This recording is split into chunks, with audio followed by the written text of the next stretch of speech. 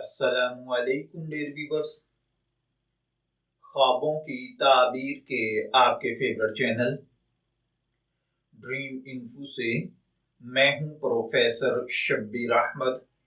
ہمارا آج کا ٹاپک ہے خواب میں شوربہ دیکھنا۔ اگر کسی بھائی بہن نے خواب میں شوربہ دیکھا ہے اور شوربے میں کوئی گوشت یا کوئی اور سبزی وغیرہ نہیں ہے تو اس کا مطلب ہے کہ اللہ تعالیٰ آپ کو بے ضرر زندگی عطا فرمائے گا۔ اور اگر کوئی شخص دیکھے کہ شوربہ کھٹا ہے، بد ذائقہ ہے، خراب ہے، گندی سمیل اس میں سے آ رہی ہے تو اس کا مطلب ہے کہ خواب دیکھنے والا غم، دکھ، تکلیف، مصیبت، پریشانی اٹھائے گا۔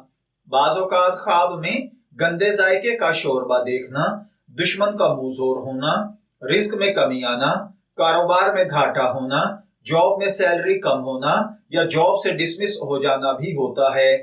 اگر کوئی شخص خواب میں دیکھے کہ شوربہ بہت لذیذ، مزیدار، چکناہٹ والا ہے تو اس کا مطلب ہے کہ اللہ تعالیٰ آپ کو خیر، نفع، آسانی اور بہترین زندگی سے نوازے گا۔